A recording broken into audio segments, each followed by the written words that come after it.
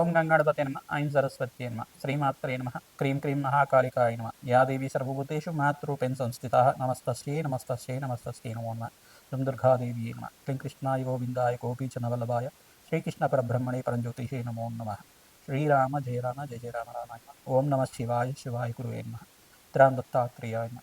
YouTube ప్రేక్షకులకు అందరికీ నమస్కారం అండి. నేను పాలపర్తి గురునాథ్ శర్మ జ్యోతిషం వాస్తు సిద్ధాంతిని. మీకంతా కూడా గోచారిత్య గ్రహాల యొక్క ప్రభావం అంతా కూడా మేషాది ద్వాదశ రాశుల వాళ్ళకంతా కూడా విశ్లేషణ చేయడం జరుగుతుంది.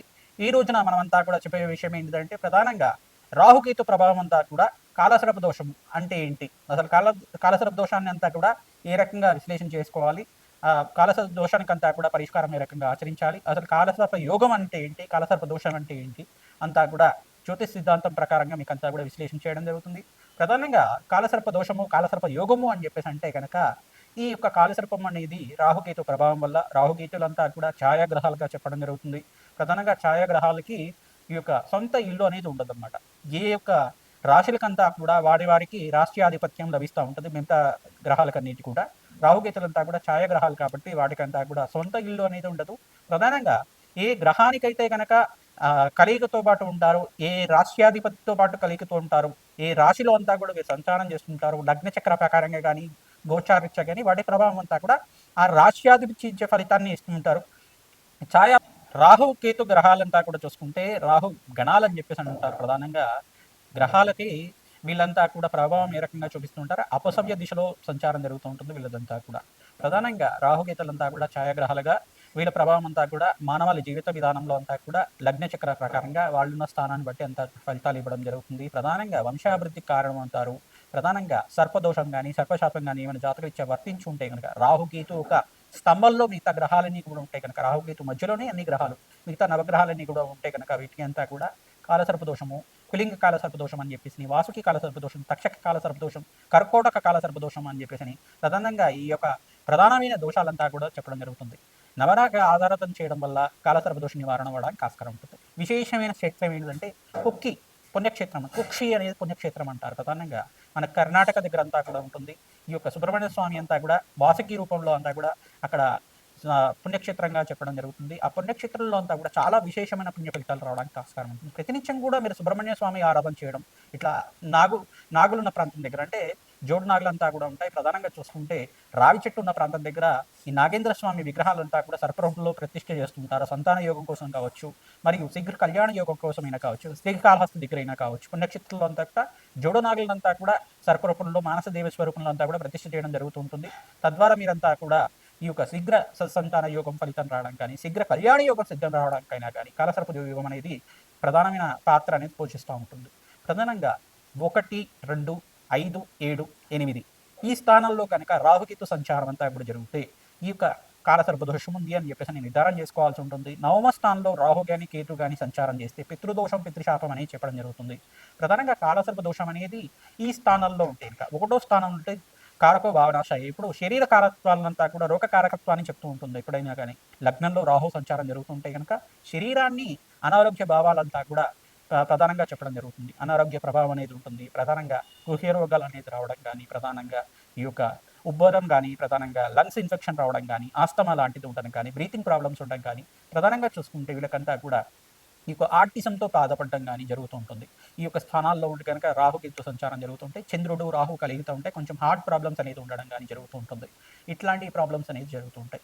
ప్రధానంగా రాహుకేతులంతా కూడా గోచారిత్య వీళ్ళ ప్రభావం చాలా ఎక్కువగా ఉంటుంది. ఎక్కువ సంవత్సరాలంతా కూడా వీళ్ళ దశ అంతా కూడా నడుస్తుంది కాబట్టి తద్వారా మానవాళికి మేషాది ద్వాదశ వాళ్ళకంతా కూడా ప్రభావం ఎక్కువగా ఉంటుందన్నమాట. విదేశీయాన యోగం సిద్ధించాలన్నా, ప్రధానంగా స్థిర ఐశ్వర్యం రావాలన్నా, ఆకస్మికంగా ధనయోగం ధన ప్రాప్తి రావాలన్నా రాహుకేతు ప్రభావం అంతా కూడా ముఖ్య పాత్ర పోషిస్తూ ఉంటుందన్నమాట. ప్రధానంగా అమ్మవారి ఆరాధన, దుర్గాదేవి ఆరాధన చేసుకోవడం, మానసాదేవి ఆరాధన చేసుకోవడం, మానసాదేవి చరిత్రనంతా కూడా ప్రతినిత్యం కూడా మీరు ప్రవచనంలాగా వింటుండడం వల్ల శ్రేష్టమైన ఫలితాలు పొందడానికి ఆస్కారం ఉంటుంది. స్కందోత్పత్తి అనే చరిత్ర ఉంటుంది. ప్రధానంగా సుబ్రహ్మణ్య స్వామి వారి చరిత్ర అంతా కూడా వినడం వల్ల మీరంతా కూడా శీఘ్ర సంతాన యోగ ప్రాప్తి కలగడానికి ఆస్కారం ఉంటుంది. ప్రధానంగా ఈ రాహుకేతు ప్రభావం వల్లే స్త్రీలలో కొంతమందికి వైదవ్య దోషం అనేది వస్తూ ఉంటుంది అన్నమాట. కొంతమందికి అయితే కనుక అనారోగ్య ఇబ్బందులు ఇంతమంది చెప్పుకున్నాం కదా. పంచమ స్థానంలో రాహు కానీ కేతు కానీ సంచారం చేస్తే ప్రధానంగా వీళ్ళకి కొంచెం అంతా కూడా ఈ యొక్క గర్భదోషాలు అనేది రావడం జరుగుతుంది. ప్రధానంగా దీని పీసీఓఎస్ ప్రాబ్లం కానీ పీసీఓడి ప్రాబ్లం అని చెప్పేసి అంటూ ఉంటారు. దీని దోషాలంతా కూడా రాహుకేతు ప్రభావం వల్ల పంచమాధిపతి బలహీనంగా ఉండి పంచమ స్థానంలో రాహుతో పాటు కానీ కేతుతో పాటు కానీ కుజుడు కానీ చంద్రుడు కానీ శుక్రుడు కానీ కలిగితూ ఉంటాయి. పంచమ స్థానం సంతాన స్థానం అని చెప్పేసి అంటారు. ద్వితీయ స్థానం కుటుంబ స్థానం అంటారు. ఈ స్థానంలో కనుక ఉంటే గనక కొంచెం గర్భదోషం అనేది రావడానికి ఆస్కారం ఉంటుంది. తద్దోష నివారణార్థం నాగేంద్ర స్వామి ప్రతిష్ఠ చేసుకోవడం, మానసదేవి ఆరాధన చేసుకోవడం, ప్రధానంగా దానిమ్మ పళ్ళని మంగళవారం రోజున బ్రాహ్మణత్వంకి దానం చేయడం, ప్రధానంగా మినువులు దానం చేసుకోవడం, వెండి సర్పాన్నంతా కూడా 27 రోజుల దాకా సుబ్రహ్మణ్య స్వామి మూలమంత్రాలతోటి అంతా కూడా పంచామృతాలతో ఇంట్లో అభిషేకం చేసి వెండి సర్పాలతో ఉన్న ఈ యొక్క 3 పడగలతో ఉన్న సర్పాన్నంతా కూడా చేయించుకొని ఆ వెండి సర్పాన్నంతా కూడా బ్రాహ్మణత్వం దానం చేయడం, మినువులు దానం చేసుకోవడం, కందిపప్పు దానం చేయడం వల్ల శీఘ్ర సంతాన యోగం ప్రాప్తి కలుగుతుంది. సంతాన యోగం ప్రాప్తి కలగడానికి ఆస్కారం ఉంటుంది. సుబ్రహ్మణ్య స్వామి మూలమంత్ర జపాలంతా కూడా ఆచరించాలి. తద్వారా శీఘ్ర సంతాన యోగం ప్రాప్తి కలగడానికి ఆస్కారం ఉంటుంది. వివాహాది శుభకార్యాలు జరగాలన్నా కానీ ప్రధానంగా సప్తమ స్థానంలో రాహుకేతు సంచారం జరుగుతాయి. ప్రధానంగా ఆలస్య వివాహాలు జరగడం కానీ వివాహంలో ఆటంకం జరగడం కానీ సంచారం జరుగుతూ ఉంటుంది. లగ్నాధిపతి ఏ స్థానాల్లో ఉన్నారో అది కూడా చూసుకోవాల్సి ఉంటుంది. ప్రధానంగా శుభగ్రహాల యొక్క వీక్షణ అంతా కూడా చూసుకోవాల్సి ఉంటుంది. శుభగ్రహాల యొక్క వీక్షణ లేకుండా ఉంటే కనుక రాహుకేతు ప్రభావం అంతా కూడా ప్రబలంగా ఉంటుంది. తద్వారా ప్రతి విషయంలో కానీ ఆటంకాలు జరుగుతుండడం, వాయిదా పడుతుండడం కానీ, అనుకున్న పనులంతా కూడా సమయానికి జరగకపోవడం కానీ జరుగుతూ ఉంటాయి. తద్వారా ప్రతినిత్యం కూడా అమ్మవారి ఆరాధన చేసుకోవడం వల్ల సర్పసూక్త పారాయణం చేయించడం, మానసదేవి మూలమంత్రాన్నంతా కూడా జపాలు ఈ యొక్క తర్పణాలంతా కూడా ఆచరించడం వల్ల ప్రధానంగా సర్పమండలం అంతా కూడా వేసి దానికంతా కూడా నవరాగ బలి అంతా కూడా ఆచరించడం వల్ల మీకంతా కూడా శీఘ్ర సంతాన యోగ ప్రాప్తి, శీఘ్ర వివాహ యోగ ప్రాప్తి, వివాహమాది శుభకార్యాలు కలగాలన్నా సర్పదోషము సర్పశాపం ఉందనేది మీ జాతకరీత్యా ఏ స్థానంలో ఉంది, ఏ యొక్క దశలో ఉంది సర్పశాపం అంతా కూడా విశ్లేషణ చేయడం జరుగుతుంది. తద్వారా మీకంతా కూడా ఈ యొక్క సర్పదోష నివారణార్థం, రాహుకేతు దోష నివారణార్థం అంతా కూడా ఈ స్థానాల్లో ఉంటే కనుక కాలసర్ప దోషాలు, ఈ యొక్క ప్రధానమైన దోషాలు అని చెప్పేసి చెప్పడం, పద్మకాల సర్పదోషము, కులింగ కాల సర్పదోషం, అనంతతైష కాల సర్పదోషాలు అని చెప్పేసి ప్రధానమైన దోషాలంతా కూడా ఉంటాయి. ఆ దోష నివారణార్థం అంతా కూడా విశ్లేషణ చేయించుకొని, జ్యోతి సిద్ధాంతాలతో విశ్లేషణ చేయించుకొని జాతకరీత్యున్న పరిహారం అంతా కూడా ఆచరించడం వల్ల శీఘ్రమే సత్సంతాన యోగం కలగడానికి కానీ, ఎవరైతే వివాహాది శుభకార్యాల కోసం ప్రయత్నం చేసుకుంటున్నారో వాళ్ళకంతా కూడా శీఘ్రంగా అతి శీఘ్రంగా కళ్యాణి యోగ ప్రాప్తి కలగడానికి కానీ ఆస్కారం ఉంటుంది. సుబ్రహ్మణ్య స్వామి కళ్యాణం ఆచరించడం వల్ల శ్రేష్టమైన ఫలితాలు పొందుతారు. మానసదేవి ఆరాధన చేయడం వల్ల శ్రేష్టమైన ఫలితాలు పొందడానికి ఆస్కారం ఉంటుంది. లక్ష్మీ నరసింహస్వామి ఆరాధన చేసుకోవడం వల్ల శ్రేష్టమైన ఫలితాలు పొందడానికి ఆస్కారం ఉంటుంది. తద్వారా మీకంతా కూడా తద్దోష నివారణాత్వం అంతా కూడా తీరి మనోవాంఛాలంతా కూడా ధర్మబద్ధమైన కోరికలంతా కూడా తీరడానికి ఆస్కారం ఉంటుంది. రాహుకేతు ఆరాధన చేసుకోవడం వల్ల అఖండమైన ఐశ్వర్య ప్రాప్తి కలుగుతుంది. కోటేశ్వర యోగం సిద్ధించడానికి ఆస్కారం ఉంటుంది. ధన ధాన్యాది సమృద్ధి కలగాలన్నా, మీకు స్థిరత్వమైన ఐశ్వర్యం సిద్ధించాలన్నా, స్థిరాస్తి కలగాలన్నా రాహుకేతు ప్రభావం అంతా కూడా మానవాళి మీద చాలా బాగా ఉంటుంది. కావున ఈ ప్రభావం అంతా కూడా దోష నివారణార్థం జన్మజాతకం ప్రధానంగా ఉంటుంది. కావున జాతకరీత్యా ఉన్న దోషాలకంతా కూడా పరిష్కారం ఆచరించండి. శ్రీమాత్రే నమః. తులారాశి జాతకులకి జాతకం తెలిసి ఉంటే కనుక జాతకం చూసుకోండి, లేదు లగ్నం తెలిసి ఉంటే కనుక లగ్నాన్ని చూసుకోండి. మీరంతా కూడా చూసుకుంటే లగ్నవశాత్తు ఈ స్థానంలో కనుక రాహుకేతు సంచారం జరుగుంటే కనుక కాలసర్ప దోషం ఉందని తెలుసుకోవాల్సి ఉంటుంది. ప్రధానంగా లగ్నవశాత్తు లగ్నము, ద్వితీయ స్థానము, చతుర్థ స్థానము, సప్తమ స్థానము, పంచమ స్థానము, అష్టమ స్థానంలో కనుక రాహుకేతు సంచారం జరుగుంటే కనుక కొన్ని జాతక ప్రభావం వల్ల అంటే రాహుకేతు మధ్యలోనే ఎక్కువ గ్రహాలు సంచారం జరుగుంటే కనుక జాతకరీత్యా దీనికి కాలసర్ప దోషం కానీ కాలసర్ప శాపం కానీ వర్తించినట్టు తెలుసుకోవాల్సి ఉంటుంది. పూర్వజన్మలో కానీ ఇహ జన్మలో కానీ ఈ జన్మలో కానీ పాముని చంపడం కానీ పాముని కొట్టడం కానీ దోషకారిగా ఉంటుంది. అది దేవతా స్వరూపం అయితే ఇంకా దోషం ప్రబలంగా ఉంటుంది.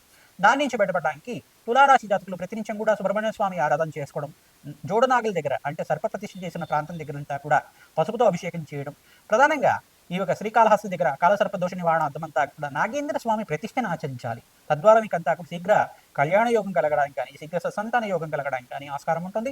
ఈ పరిహారార్థం అంతా కూడా ఆచరిస్తూ ఉండాలి. ప్రతినిత్యం కూడా ఈ యొక్క కుక్కి పుణ్యక్షేత్రం అంతా కూడా దర్శనం చేసుకోవడానికి ప్రయత్నం చేయండి. అక్కడ వాసుకి సర్పప్రతిష్ఠ అంతా కూడా నాగేంద్ర స్వామి రూపంలో అంతా కూడా సుబ్రహ్మణ్య స్వామి రూపంలో అంతా కూడా వాసుకి రూపం అంతా కూడా ఉంటుంది. ఆ ప్రాంతం దగ్గరికి వెళ్ళి అత్యంత పుణ్యప్రదమైన ప్రాంతం అంతా కూడా ఆ పుణ్యక్షేత్రం అంతా కూడా దర్శనం చేసుకోవడం, అక్కడ అభిషేకాది కార్యక్రమాలు చేయడం, ప్రధానంగా అక్కడ సర్ప సంస్కార పూజ అనేది చేస్తూ ఉంటారు. అది ఆచరించడం వల్ల మీ జాతకరీత్యా ఉన్న కాలసర్ప దోషం అంతా కూడా పోవడానికి ఆస్కారం ఉంటుంది.